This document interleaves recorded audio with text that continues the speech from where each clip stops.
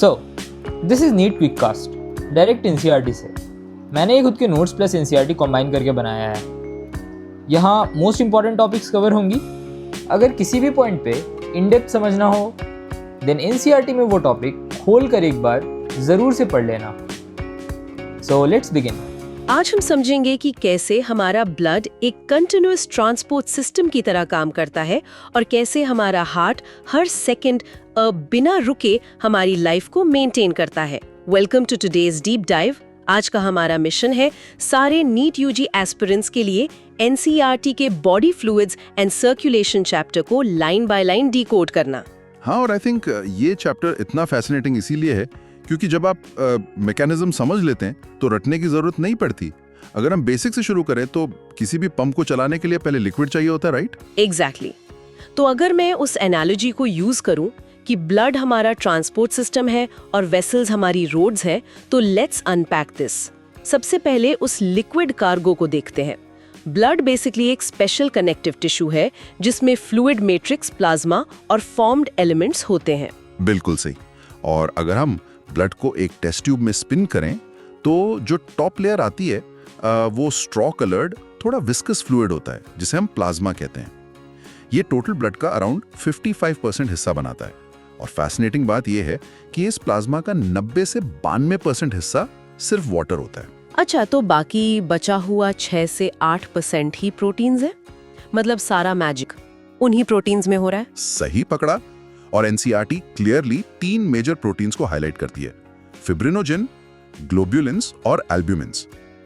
Fibrinogen blood coagulation यानी blood clotting में काम आता है। ग्लोब्युलिन्स हमारी इम्यूनिटी लाइक डिफेंस मैकेनिज्म को हैंडल करते हैं। और एल्ब्यूमिन्स ऑस्मोटिक बैलेंस मेंटेन करते हैं। बट यहाँ मेरा एक सवाल है, अगर प्लाज्मा में क्लॉटिंग फैक्टर्स लाइक फिब्रिनोजेन हमेशा मौजूद हैं, तो हमारा ब्लड नेचुरली नसों के अंदर वेसल्स में जम क्यों नहीं जाता? ये बहुत ही ब्रिलियंट क्वेश्चन है और बहुत कॉमन डाउट भी होता है। देखो, ये फैक्टर्स वेसल्स के अंदर हमेशा इनएक्टिव फॉर्म में घूमते हैं। और यहाँ मैं सारे फ्यूचर डॉक्टर्स को नीट का एक बहुत इंपॉर्टेंट पीवाईक्यू याद दिलाना चाहता हूँ। अगर हम प्लाज्मा में से इन क्लॉटिंग फैक्टर्स को निकाल दें तो उस फ्लूइड को क्या कहते हैं? ओह, आई नो दिस। उस बचे हुए फ्लूइड को सीरम कहते हैं। मतलब plasma minus clotting factors equal serum. Exactly. तो ये तो ही प्लाज्मा की बात। अब आते हैं उस नदी में तैरने वाले पैसेंजर्स पर जिन्हें हम फॉर्म्ड एलिमेंट्स कहते हैं। ये ब्लड का रिमेनिंग 45% बनाते हैं। इसमें 3 कैटेगरीज हैं: एरिथ्रोसाइट्स, ल्यूकोसाइट्स और प्लेटलेट्स। तो सबसे पहले एरिथ्रोसाइट्स यानी रेड ब्लड सेल्स पर फोकस करते हैं। ये तो सबसे अबंडेंट होते हैं ना। एक हेल्दी इंसान में अराउंड 5 to 5.5 मिलियन आरबीसीज होते हैं। हाँ, और उनका शेप बाइकॉनकेव होता है। सबसे अमेजिंग एडेप्टेशन जो इनमें होती है वो ये है कि इनमें न्यूक्लियस नहीं होता। मैच्योर होने पर ये अपना न्यूक्लियस लूज कर देते हैं ताकि ज्यादा से ज्यादा हीमोग्लोबिन को अकोमोडेट कर सकें। वाओ, मतलब वो इफेक्टिवली ज़ॉम्बी सेल्स बन जाते हैं सिर्फ ऑक्सीजन कैरी करने के लिए। और इनकी लाइफ स्पैन 120 डेज की होती है, राइट? जी। उसके बाद ये डिस्ट्रॉय कहाँ होते हैं? स्प्लीन में। इसलिए स्प्लीन को ग्रेवयार्ड ऑफ आरबीसीज कहा जाता है। अब दूसरी कैटेगरी पर चलते हैं, ल्यूकोसाइट्स यानी व्हाइट ब्लड सेल्स। ये कलरलेस होते हैं क्योंकि इनमें हीमोग्लोबिन नहीं होता और इनका काउंट काफी कम होता है, रफली 6000 से 8000। इनके क्लासिफिकेशन को लेके बहुत कंफ्यूजन होता है, पर मैंने एक ट्रिक बनाई थी। इनके 2 मेन टाइप्स हैं, ग्रैन्युलोसाइट्स और एग्रैन्युलोसाइट्स। ग्रैन्युलोसाइट्स में 3 आते हैं। जो सबसे न्यूट्रल और कॉमन है वो न्यूट्रोफिल्स है, इसीलिए इनका परसेंटेज मैक्सिमम है अराउंड 60 to 65%। ये ट्रिक तो बहुत सही है। और न्यूट्रोफिल्स फैगोसिटिक होते हैं, मतलब ये फॉरेन ऑर्गेनिजम्स को डायरेक्टली डिस्ट्रॉय कर देते हैं। हाँ, और दूसरे एंड पर जो एकदम बेस पर है वो बेसोफिल्स है, इसीलिए वो मिनिमम होते हैं, हार्डली 0.5 से 1%। लेकिन इनका फंक्शन बहुत लाउड होता है ना? बिल्कुल। बेसोफिल्स इन्फ्लेमेशन में बड़ा रोल प्ले करते हैं। ये हिस्टामिन, सेरोटोनिन और हेपारिन सेक्रीट करते हैं। और इन दोनों के बीच में इओसिनोफिल्स आते हैं, अराउंड 2 to 3%। ये एलर्जिक रिएक्शंस और इन्फेक्शन से रिलेटेड होते हैं। अच्छा, और जो दूसरी कैटेगरी थी एग्रैनुलोसाइट्स की, उसमें मोनोसाइट्स और लिम्फोसाइट्स आते हैं। मोनोसाइट्स भी फैगोसिटिक हैं, पर लिम्फोसाइट जो है अराउंड 20 to 25%, उनमें बी और टी फॉर्म्स होते हैं जो हमारी इम्यूनिटी के कोर सोल्जर्स हैं। सही बात है। अब आखिरी फॉर्म्ड एलिमेंट बचे हैं प्लेटलेट्स। इन्हें थ्रोम्बोसाइट्स भी कहते हैं। इनका काउंट लगभग 1.5 से 3.5 लाख होता है। ये बेसिकली मेगा कैरियोसाइट्स के सेल फ्रैगमेंट्स होते हैं जो क्लॉटिंग में प्राइमरी रोल प्ले करते हैं। वेट, अगर सबका ब्लड इन्हीं कंपोनेंट्स से बना है तो ब्लड ट्रांसफ्यूजन के वक्त मैच क्यों करना पड़ता है? मतलब ओ ग्रुप सबको क्यों दे सकता है और ए बी किसी से भी क्यों ले सकता है? यहाँ बहुत सारे स्टूडेंट्स अटक जाते हैं। देखो, इसका फंडा ABO ग्रुपिंग पर बेस्ड है। आरबीसीज की सरफेस पर ए और बी एंटीजेंस होते हैं। ये एंटीजेंस लाइक एक आईडी कार्ड है। अगर तुम्हारा ग्रुप ए है तो तुम्हारे आरबीसी पर ए एंटीजन है, पर तुम्हारे प्लाज्मा में नेचुरल एंटी बी एंटीबॉडीज पहले से प्रेजेंट होंगे।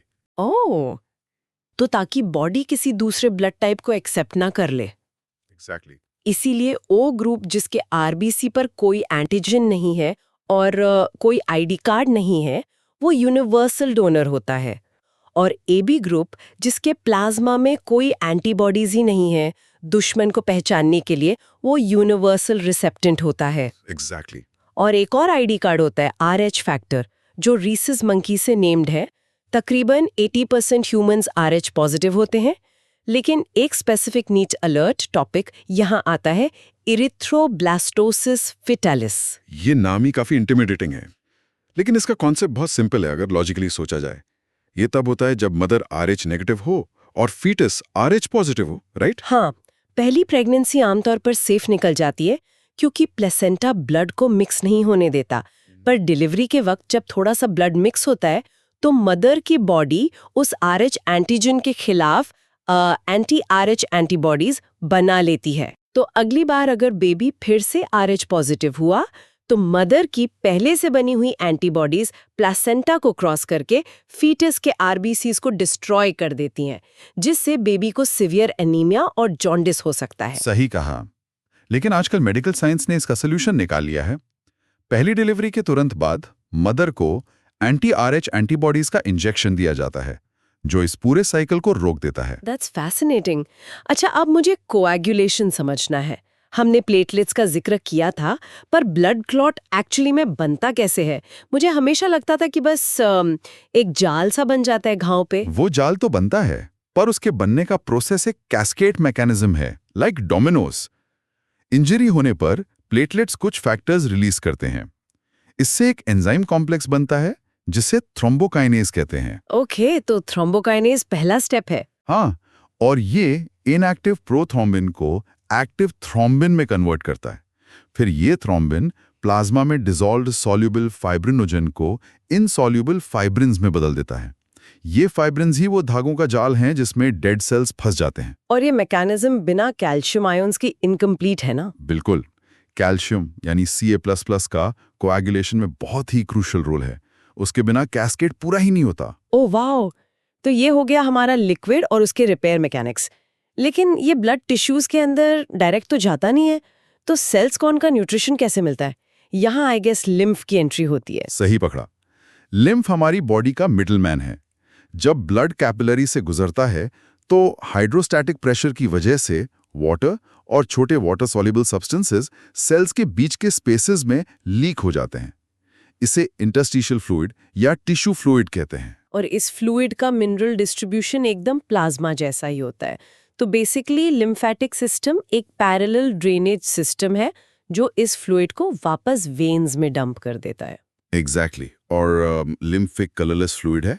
इसमें स्पेशल लिम्फोसाइट्स होते हैं जो इम्यूनिटी के लिए रिस्पॉन्सिबल हैं। प्लस NCERT एक और पॉइंट बोलती है कि इंटेस्टाइनल विली में जो लैक्टियल्स होते हैं वो फैट को इस लिम्फ के थ्रू ही अब्जॉर्ब करते हैं। राइट। तो अब थोड़ा ब्रॉड पिक्चर देखते हैं। हम ह्यूमन सिस्टम की बात कर रहे हैं, पर एवोल्यूशनरीली सर्कुलेटरी पाथवेज कितने अलग हैं? 2 मेन टाइप्स होते हैं, ओपन और क्लोज्ड। आर्थ्रोपॉड्स और मोलस्क्स में ओपन सिस्टम होता है, जहां ब्लड वेसल्स से बाहर निकलकर खुले स्पेसेस यानी साइनसेस में फ्रीली बहता है। और हम जैसे कॉर्डेट्स और एनालिड्स में क्लोज्ड सिस्टम होता है, जिसमें ब्लड स्ट्रिक्टली वेसल्स में बहता है। ये डेफिनेटली ज्यादा वेल रेगुलेटेड है। हाँ, और हार्ट का एवोल्यूशन भी तो देखो। फिशेस में सिर्फ 2 चेम्बर्स होते हैं, एम्फीबियंस और रेप्टाइल्स में 3 चेम्बर्स होते हैं, इनकम्प्लीट डबल सर्कुलेशन। पर इसमें एक एक्सेप्शन है जो नीट एग्जाम्स में कई बार पूछा जाता है। क्रोकोडाइल्स। रेप्टाइल्स होने के बावजूद क्रोकोडाइल्स में 4 चेम्बर्ड हार्ट होता है, जस्ट लाइक बर्ड्स और मैमल्स। ये डबल सर्कुलेशन शो करते हैं। सही बात। तो अब आते हैं हमारे अल्टीमेट पंप पर, ह्यूमन हार्ट। ये थोरैसिक कैविटी में दोनों लंग्स के बीच थोड़ा सा लेफ्ट की तरफ टिल्टेड होता है और ये मीजोडर्मली डिराइव्ड ऑर्गन है। और इसको प्रोटेक्ट करने के लिए डबल वॉल्ड पेरिकार्डियम होता है। अगर चेम्बर्स की बात करें तो ऊपर के 2 एट्रिया छोटे होते हैं और नीचे के 2 वेंट्रिकल्स बड़े और थिक होते हैं। वेंट्रिकल्स की वॉल्स इतनी थिक क्यों होती हैं? क्योंकि वेंट्रिकल्स को ब्लड दूर तक पंप कर गए होता है। लेफ्ट वेंट्रिकल को तो पूरी बॉडी में ब्लड फोर्सफुली भेजना है, इसीलिए उसकी वॉल सबसे थिक होती है। और इस फ्लो को सही डायरेक्शन में रखने के लिए हार्ट में वाल्व्स होते हैं, basically traffic control. Right atrium और राइट वेंट्रिकल के बीच ट्राइकस्पिड वाल्व होता है और लेफ्ट साइड पर बाइकस्पिड, जिसे मिट्रल वाल्व भी कहते हैं। और वेसल्स के बेस पर सेमिल्यूनर वाल्व्स होते हैं जो बैकफ्लो को रोकते हैं। अब इस हार्ट की वर्किंग देखते हैं। Cardiac cycle. हमारा हार्ट मायोजेनिक है, मतलब उसका सिग्नल बाहर से नहीं आता, वो खुद जनरेट करता है। राइट एट्रियम के ऊपर SA नोड यानी साइनो एट्रियल नोड होता है, जिसे हम पेसमेकर कहते हैं। तो एक हार्ट बीट की साइकिल कैसे चलती है? पहले सब रिलैक्स होते हैं, इसे जॉइंट डायस्टोली कहते हैं। फिर SA नोड फायर करता है और दोनों एट्रिया कॉन्ट्रैक्ट होते हैं, एट्रियल सिस्टोले। इससे वेंट्रिकल्स का फिलिंग 30% बढ़ जाता है। उसके बाद एक्शन पोटेंशियल आगे पास होता है और वेंट्रिकुलर सिस्टोले होता है। और जब वेंट्रिकल्स कॉन्ट्रैक्ट करते हैं तो एट्रिया रिलैक्स करते हैं। ये पूरी साइकिल आई थिंक 0.8 सेकेंड्स में पूरी हो जाती है ना? हाँ, 0.8 सेकेंड्स। और इस कॉन्ट्रैक्शन में एक वेंट्रिकल एक स्ट्रोक में लगभग 70 ml ब्लड निकालता है, जिसे स्ट्रोक वॉल्यूम कहते हैं। अगर हम इस 70 को 72 बीट्स पर मिनट से मल्टीप्लाई करें तो हमारे पास कार्डियक आउटपुट आ जाता है, जो आमतौर पर 5 लीटर्स पर मिनट होता है। मतलब हमारा पूरा ब्लड हर मिनट हमारे हार्ट से पंप होकर निकल रहा है। और स्टेथोस्कोप से जो हम साउंड सुनते हैं, लब और डब, वो कब आती हैं? वो वाल्व्स के तेजी से बंद होने पर आते हैं। पहला साउंड लब ट्राइकस्पिड और बाइकस्पिड वाल्व्स के बंद होने से आता है, जब वेंट्रिकल्स कॉन्ट्रैक्ट करते हैं। हाँ। और दूसरा साउंड डब सेमिल्यूनर वाल्व्स के बंद होने पर आता है, जब वेंट्रिकल्स रिलैक्स करते हैं। ओह, आई सी। पर अगर हमें इस मैकेनिक्स के बजाय हार्ट की इलेक्ट्रिकल एक्टिविटी देखनी हो तो हम ECG यानी इलेक्ट्रोकार्डियोग्राम का यूज करते हैं, राइट? वो PQRS-T वेव्स वाला ग्राफ। एग्जैक्टली। और यहाँ एक बहुत ट्रिकी पॉइंट है। जो मशीन हम देखते हैं उसका नाम इलेक्ट्रोकार्डियोग्राफ है, और जो पेपर पर प्रिंट होके आता है उसे इलेक्ट्रोकार्डियोग्राम कहते हैं। लोग इसमें अक्सर कंफ्यूज हो जाते हैं। उल्टा लगता है सुनने में, बट NCERT क्लियर है इस पे। उस ग्राफ में P वेव एट्रिया के डिपोलराइजेशन को दिखाती है, फिर वो बड़ा सा QRS कॉम्प्लेक्स आता है जो वेंट्रिकल्स का डिपोलराइजेशन है। और अगर हमें हार्ट रेट काउंट करनी हो तो बस हम QRS कॉम्प्लेक्सेस गिन सकते हैं। सही कहा। और आखिरी T वेव वेंट्रिकल्स के रीपोलराइजेशन को दिखाती है, जिसका एंड सिस्टोल के खत्म होने का सिग्नल है। अच्छा, डबल सर्कुलेशन के बारे में हमने हिंट किया था। इसमें बेसिकली 2 पार्ट्स हैं, पल्मोनरी और सिस्टेमिक। पल्मोनरी सर्कुलेशन लंग्स की तरफ जाता है और सिस्टेमिक पूरी बॉडी टिश्यूज की तरफ। हाँ, पर इसके अलावा 2 स्पेशल पाथवेज भी हैं। एक है हेपेटिक पोर्टल सिस्टम। इसमें ब्लड डाइजेस्टिव ट्रैक्ट से सीधा हार्ट जाने के बजाय हेपेटिक पोर्टल वेन के थ्रू पहले लिवर में जाता है।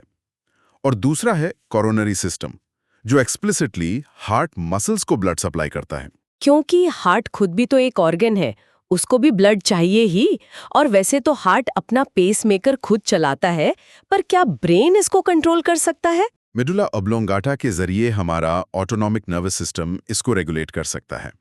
सिंपैथेटिक नर्व्स हार्ट रेट बढ़ाते हैं और पैरासिम्पैथेटिक नर्व्स इसको कम करते हैं। एड्रिनल हार्मोन्स भी कार्डियक आउटपुट इंक्रीज कर सकते हैं इमरजेंसी में। तो सिस्टम काफी रोबस्ट है, पर जब ये फेल होता है तो क्या होता है? Let's talk about the disorders. सबसे आम तो हाइपरटेंशन यानी हाई बीपी है। नॉर्मल 120/80 होता है, पर अगर कंटिन्यूसली 140/90 या उससे ज्यादा रहे तो वो हाइपरटेंशन है। इससे किडनीज और ब्रेन डैमेज हो सकते हैं। दूसरा बड़ा डिसऑर्डर है कोरोनरी आर्टरी डिजीज यानी एथेरोस्क्लेरोसिस। इसमें बेसिकली वेसल्स में कैल्शियम, फैट और कोलेस्ट्रॉल जमा हो जाते हैं। इसको याद रखने के लिए C2F2 टाइप का कोड बना सकते हैं। इस ब्लॉकेज से वेसल का ल्यूमेन नैरो हो जाता है। और ब्लड ठीक से ना पहुंचने की वजह से सीने में तेज दर्द होता है, जिसको एंजाइना या एंजाइना पेक्टोरिस कहते हैं। पर एक कंफ्यूजन मुझे हमेशा होती है, हार्ट फेलियर, कार्डियक अरेस्ट और हार्ट अटैक में डिफरेंस क्या है? ये काफी क्रिटिकल डिस्टिंक्शंस हैं। हार्ट फेलियर का मतलब है कि पंप वीक हो गया है, वो बॉडी की डिमांड के हिसाब से इनफ ब्लड सप्लाई नहीं कर पा रहा। कंजेशन ऑफ लंग्स इसका एक बड़ा सिम्टम है। ओके, और हार्ट अटैक? हार्ट अटैक तब होता है जब कोरोनरी आर्टरी ब्लॉक हो जाए और ब्लड सप्लाई रुकने से हार्ट की मसल रैंडमली डेड होने लगे, यानी ऑर्गन डैमेज हो रहा है। और कार्डियक अरेस्ट एकदम अलग है। इसमें हार्ट अचानक बीट करना यानी धक धक करना बिल्कुल बंद कर देता है। ये इलेक्ट्रिकल इशू है। तो फेलियर मतलब वीक पंप, अटैक मतलब मसल डैमेज और अरेस्ट मतलब स्विच ऑफ हो गया।